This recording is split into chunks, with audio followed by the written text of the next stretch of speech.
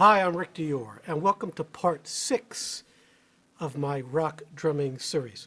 So today we're going to do alternating hi-hat rhythms, and that's where you go right, left, or left, right, depending on if you're a righty or lefty on the hi-hat. So we're going to be using the Realistic Rock book by Carmine Appice, once again, and my book as well for some more advanced stuff. So we'll start here on page 45 of the newer version of the book. I'm using the PDF that I bought, that I downloaded. I have the original book, which I showed you in part 1 of this series, dates back to the 70s. It's one of my first drum books. Great book. And for you teachers out there, a great book for your sort of, intermediate beginning students. Even beginners, the first couple pages are great. So these, like I said, are alternating hi-hat rhythms. Now, there are some typos in this section, one of the few sections in the book that there are typos, so we'll go over those as well when we get to them. You don't want to do these too fast at first, but they are going to be faster than the last video, which was just one-handed sixteenths like this.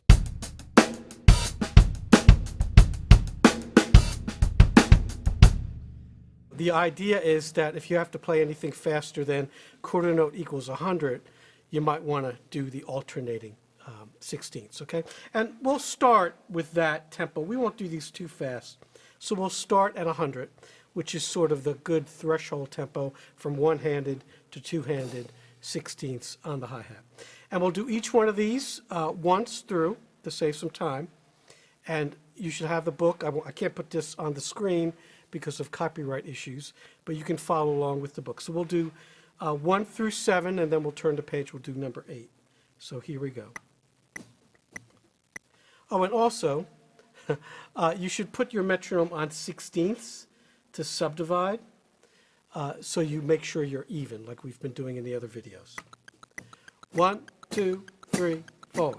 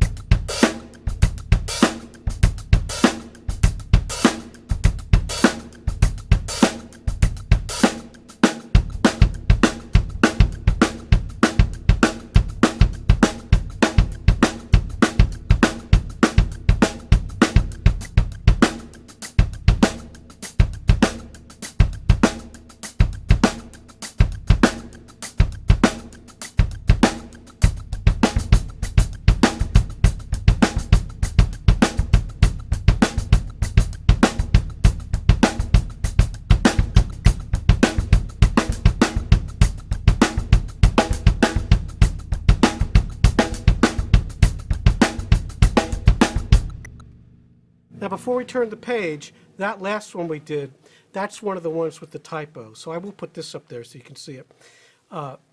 Number 7, sometimes he has these snare hits matching up with the 16th hi-hat note. Take that 16th hi-hat note out. It's not practical, really, okay? And when I learned these originally, that's what I did as well. So we'll turn the page here. And this is number 8. This one's pretty quick. Once again, take out the matching hi-hat and snare drum rhythms there. Okay, here we go. 1, 2, 3, 4.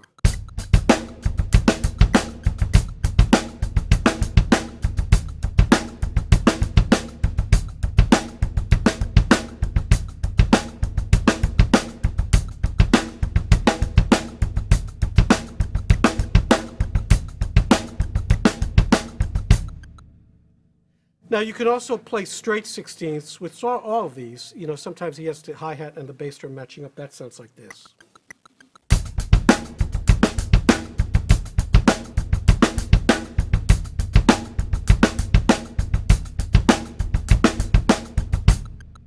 Okay, so it's not a big deal to do that.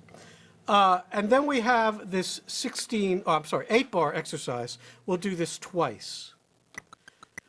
1, 2, 3.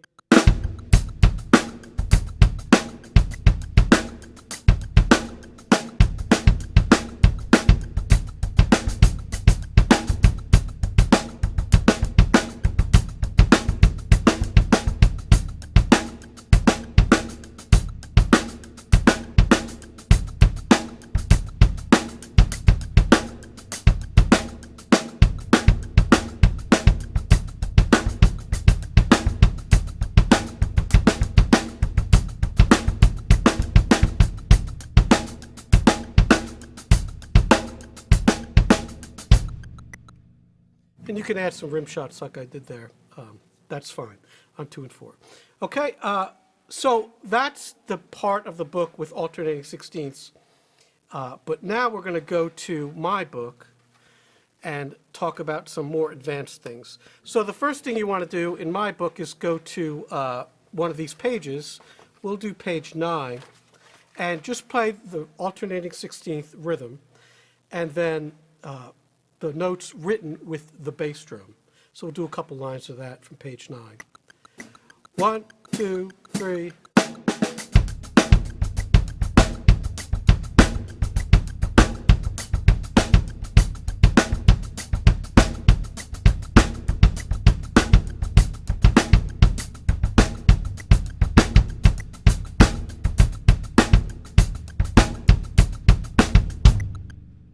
It's a real workout for your foot. You can do it faster. These can go up to easily 110. We'll do that for you at 110. 1, 2, 3.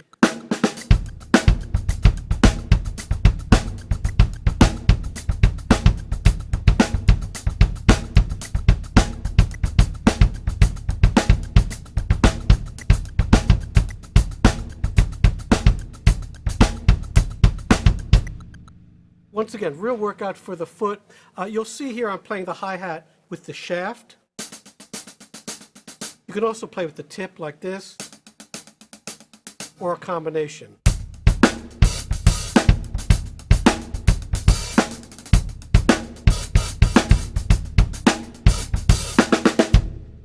Now you see how I'm doing the splashes, the hi-hat chokes. So let's go back now to page 7, and we'll play all the sixteenths as hi-hat chokes, so opens like this.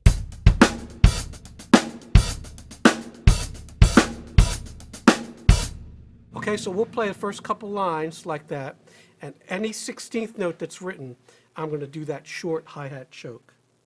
We'll do the same tempo, 110. 1, 2, 3.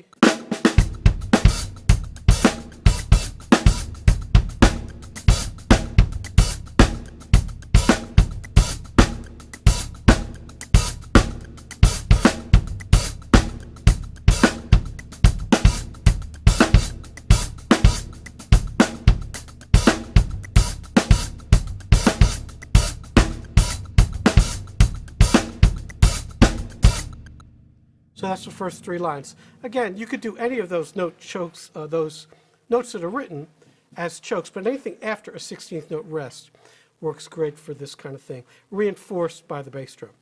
Now we get to the hard stuff. So if you go all the way back, in back of the book, you'll see page 123. So what we're going to do with this bears a little explaining. We're going to play these as written with 16th notes on a hi-hat. Okay, like alternating. But when you go over to the snare drum, you're going to leave that hi-hat out. So in other words, the first measure would sound like this.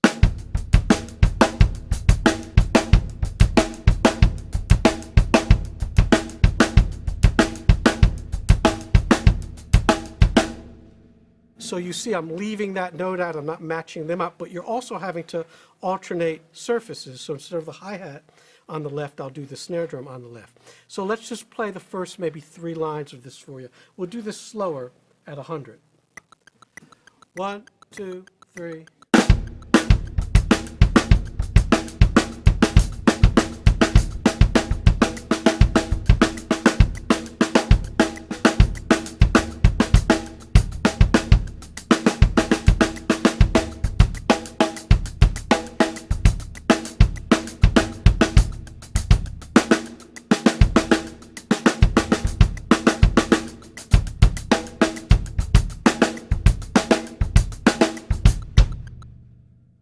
So that's very, very challenging, especially at faster tempos, but amazingly good for your coordination to do that alternating thing.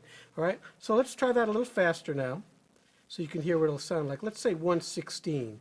This gets complicated. 1, 2, 3.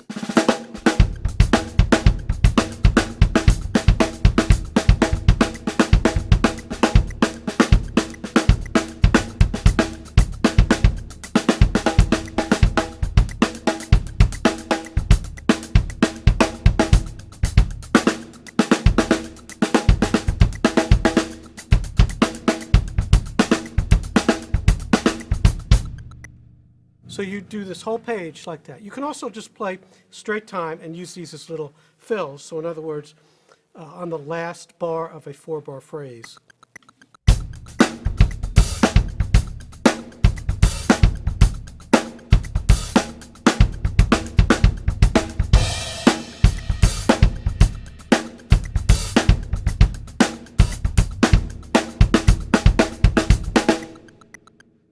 So that was bars 1 and 2, the 4th bar of each one of those phrases. You can go through the whole page like that, or just keep repeating one over and over. So this is pretty challenging. You'd want to do this nice and slow, like I did, and then speed it up. So maximum tempo, 116, maybe 120. Normally you don't want to, do too much of that, get too busy. But this gets into the realm of funk as well. So hope you enjoyed this part 6. Part 7, we'll do some of this, what Carmine calls polyrhythms, but they're sort of polyrhythms. But there's one page in that book, just so you can look ahead for next time. We'll look at it now. So that page is page 48, where when I was a kid, I used this for all kinds of things, just this one little page. So next lesson, we'll show you how I used that to develop all kinds of things. So I'll just play for you a little bit, and then we'll call it a day. 1, 2.